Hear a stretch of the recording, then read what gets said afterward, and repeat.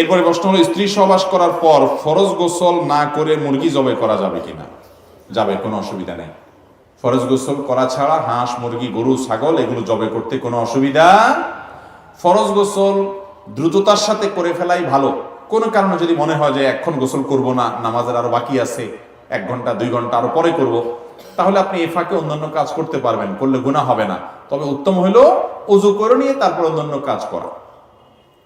যদি ওযু না করেও করেন তাতেও মুরগি খাওয়া হালাল হবে, জবে হালাল হয়ে যাবে, কোনো অসুবিধা হবে না। আমাদের দেশে মহিলাদের ব্যাপারে ফতোয়া দেওয়া হয় যে মহিলারা গোসল ফরজ হলে ঘরের কোনো কাজ করতে পারবে না, বাচ্চারা দুধ খাওয়াতে পারবে না। বোগাস কথা, ভিত্তিহীন কথা। এটা মহিলা আর পুরুষের জন্য আলাদা কোনো পার্থক্য। গোসল ফরজ হলে দেরি না করে তাড়াতাড়ি গোসল করে ফেলা উত্তম, মহিলার জন্য পুরুষের জন্য সমান কথা। যদি কোনো কারণে দেরি করতে হয় তাহলে আপনি গোসল ফরজ হয়েছে রাত 10টা, 11টা, 12টা, 1টা, ফজর নামাজ এখনো বাকি আছে, আপনি ফজরের আগ দিয়ে গোসল করতে চাচ্ছেন, চলবে, অসুবিধা নেই, ফজরের আগে তো করতেই হবে। তো আপনি এই সময়টা ঘুমাইতে চাচ্ছেন, ওযু করে ঘুমান, এটা উত্তম। যদি ওযু করা ছাড়াও গুনাহ হবে না, এটা জাস্ট উত্তম অনুত্তমের ব্যাপার। অতএব মুরগি জবাই করলে সে মুরগি খাওয়া হালাল হবে, হাঁস জবাই করতে পারেন, তাতে জবাই হয়ে যাবে, কোনো অসুবিধা নাই।